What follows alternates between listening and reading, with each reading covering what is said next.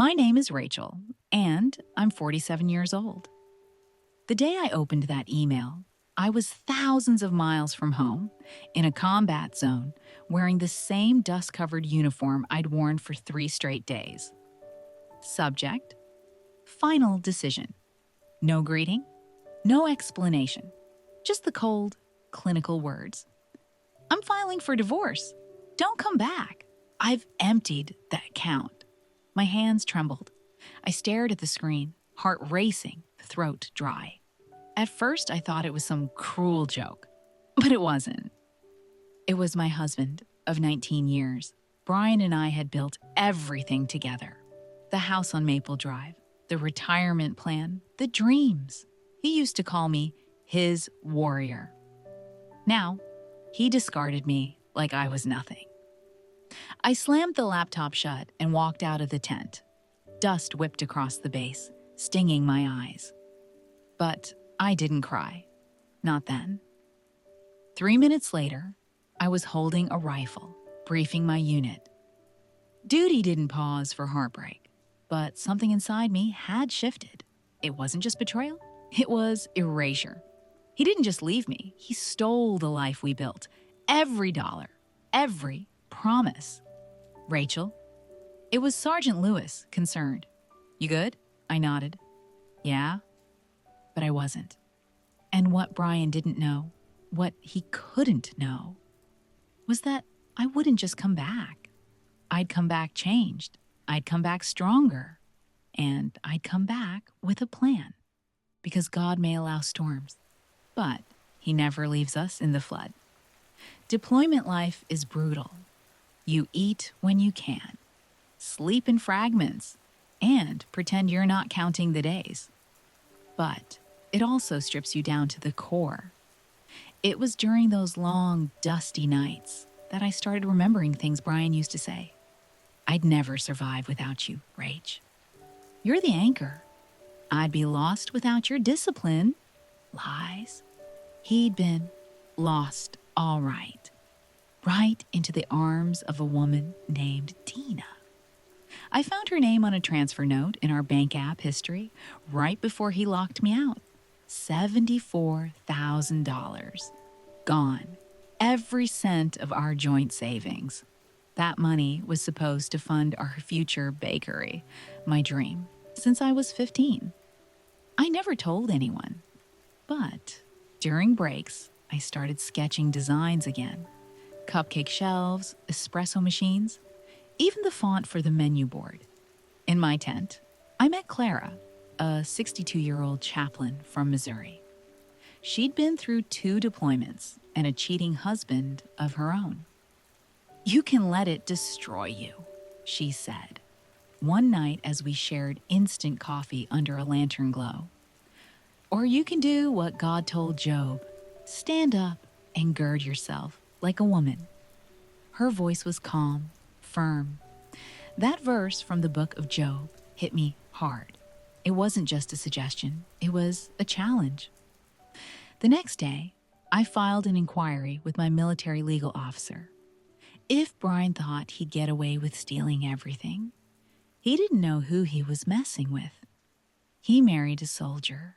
He forgot I know how to fight. When I landed back home 6 months later, I didn't recognize my own street. The grass in our front yard was knee-high. My name was gone from the mailbox, and through the window, I saw her, Dina, wearing my robe. I didn't knock. I didn't scream. I turned around, walked straight to the car rental, and drove to the only place I still had, my Aunt Irene's basement. She hugged me like I was her own daughter. I always knew that man was too pretty to be honest, she whispered. We spent the first night eating canned soup and watching old church tapes from her collection. The next morning, I went to the bank. They confirmed what I already knew. Brian had closed every joint account, wiped out our retirement fund, even canceled the shared credit card without notice. I couldn't even pay for a coffee. But what truly broke me wasn't the money. It was the letter I found later that week, filed with the court. In it, Brian accused me of abandonment due to deployment. He claimed I had neglected the marriage. The betrayal went deeper than I thought. He was trying to erase my worth as a wife, a soldier, a person. I sat in the parking lot and cried until my chest burned. I wanted revenge. I wanted justice.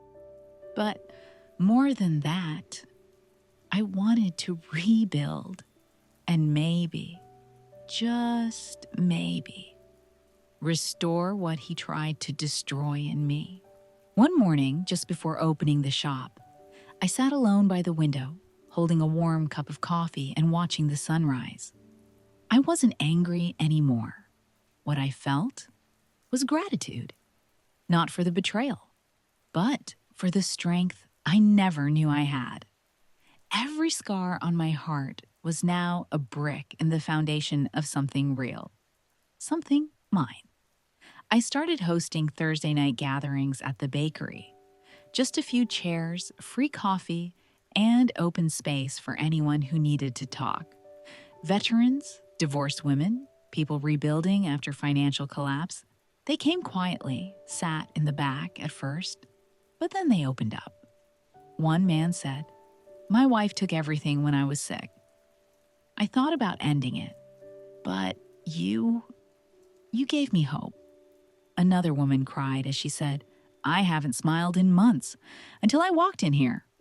Each story reminded me of where I'd come from, how close I was to quitting, to giving in, but grace kept me alive. And now I could pass it on. I started reading Proverbs every morning before baking, and one verse became my daily reminder. She is clothed with strength and dignity. She can laugh at the days to come. I wasn't afraid of the future anymore because I knew who I was, not just a soldier, not just a survivor, but a woman reborn through fire, through faith, and through flower. One afternoon, I received a certified letter. Inside, a notice from the bank. Turns out, Brian had taken out a personal loan under both our names. Before the divorce, $28,000. Debt collectors were coming after me. My hands trembled again. I had come so far. And now this? I called Mr. Wendell. He sighed heavily. Legally, it's tricky. If your name's on it, they'll try to make you responsible. I hung up the phone and stared at the ceiling. Why? Why now? I didn't sleep that night. At dawn, I got on my knees in the flour-dusted kitchen. God, I've done everything I could. I've forgiven. I've rebuilt. But I can't carry this alone. That morning, I told Clara what had happened. She didn't flinch. Then it's time for you to fight again. But this time, not with your fists. With faith and wisdom, she handed me a folder. Inside, contact information for a military financial protection agency. I had no idea such a thing existed. They investigated. Turns out, Brian had falsified documents again. And this time, he was facing charges. When I received the official letter clearing me of all responsibility, I sat on the bakery floor and laughed until I cried. The enemy tried one last time, but he failed. I stood up, brushed flour from my jeans, and whispered, "No weapon formed against me shall prosper." And it didn't. The day Brian was arrested, I was frosting cinnamon rolls. I didn't rejoice. I didn't gloat. I just kept working because healing isn't loud. It's steady, quiet, daily. Dina tried to reach out too. She sent a letter apologizing, claiming she didn't know the extent of what Brian had done. I didn't respond. Forgiveness doesn't mean invitation, and peace doesn't mean forgetting. That night, I hosted a larger gathering at the shop. We lit candles for people who had survived heartbreak, loss, betrayal. Each flame a testimony. I shared my story openly for the first time. There was silence when I finished. Then, from the back, a woman whispered, "You just told my life." Another said, "That verse you quoted, she is clothed with strength and dignity." I never believed that could be me, but it was her, and it could be anyone. The applause wasn't loud, but it was real. And in that moment, I knew. The bakery wasn't just a dream, it was a ministry, a sanctuary for the brokenhearted, a table for the weary, a sign that God still rebuilds even after the fire. A year later, on the bakery's anniversary, I stood outside and watched people line up before sunrise. Some came for the pastries, others for the peace. But all of them came because something here felt different. A man in his 50s, with tired eyes, approached me. "My wife left me last month," he said, voice breaking. "I saw your story in the paper, and I just needed to know it's possible to start again." I smiled and handed him a warm muffin. "It's more than possible," I said. "It's promised. You just have to survive the night to see the morning." As the sun rose, I thought about the girl I used to be, the one who cried in a tent in the desert, the one who came home to nothing. She was still in me. But now, she stood taller, and she wasn't alone. Irene still visited the shop every Saturday. Clara called every Thursday. Mr. Wendell, now officially retired for real, brought his grandkids for cookies once a month. And me? I baked, I prayed, I lived. Because in the end, Brian didn't win. He tried to bury me, but he forgot. I was a seed, and what God plants, no man can uproot. I found work at a local diner 2 towns over. Minimum wage, long hours, but they let me keep the tips and served real coffee. Every morning, I woke up before dawn and took the 5:30 bus. People saw a waitress.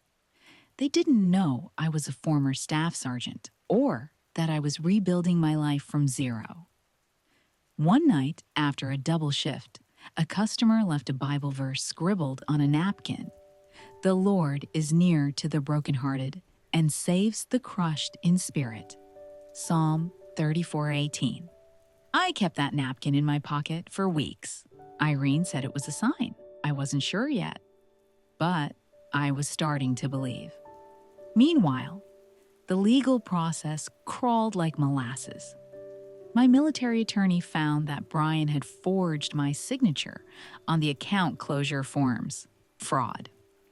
Finally, something solid, but pursuing it meant court fees I couldn't afford. Until one night at the diner, I met Mr. Wendell, a retired attorney who came in for lemon pie every Thursday. He asked me why my hands shook when I poured his coffee. "I've seen hands like that before," he said, "in soldiers. My brother never stopped shaking after Vietnam." I told him everything. He didn't interrupt, just nodded slowly and said, "I don't take cases anymore, but for you, I'll make one exception." That night, I knelt beside Irene's old couch and whispered, "God, if you're still with me, please, give me the strength to finish what you started." The court date was set. I stood before the judge in a borrowed blazer and shoes half a size too small. Brian looked smug. Dina was sitting 2 rows behind him, smirking like she'd already won. But when Mr. Wendell laid out the evidence, the forged signatures, the illegal account closures, the timing of the divorce filed during my deployment. The courtroom changed. Brian's smile faded.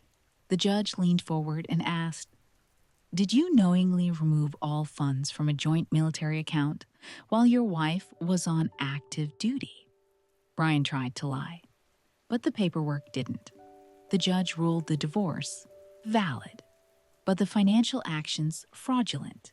He ordered restitution, a full investigation into the funds, and temporary financial support while I reestablished myself. When the gavel came down, I felt my knees go weak. I didn't cry. I didn't cheer. I just exhaled, like I'd been holding my breath for a year. Outside the courthouse, Brian tried to speak. Rachel, wait. I didn't stop walking. He grabbed my arm, lightly. Please. I made a mistake. I turned, looked him straight in the eye. You didn't just make a mistake, you made a plan, and God saw every part of it. He froze. I leaned in and said quietly, You may have emptied the account, but I never let you bankrupt my soul. Then I walked away, and this time, I didn't look back. Word got around. Friends I hadn't heard from in years started calling, some to gossip, others to apologize for believing Brian's version of the story. But I wasn't looking for pity. I wanted purpose. With the restitution payments beginning to arrive monthly, I finally had enough to take a risk. I rented a tiny storefront on the edge of town, peeling paint, broken sign, but good bones. My hands were steady again. I painted the walls myself, made shelves from old crates, and used my combat boots to stamp flower patterns on the floor. I called it Faith and Flower. First week, 5 customers. Second week, 23. By month 2, we were selling out before noon. Clara, my old chaplain friend, flew in just to see it. She stood in the middle of the shop, eyes wet, holding one of my blueberry scones. You took ashes, she whispered, and made beauty. A local reporter ran a story. Veteran turns heartbreak into healing, one cupcake at a time. People came from other towns. Some left prayer requests in a little box I placed near the register. Others just came for the peace in the air. Brian tried calling again. Left a voicemail saying he was proud of me. I deleted it. Because healing doesn't mean returning to the fire. It means walking out of it, stronger, cleaner, and unburned.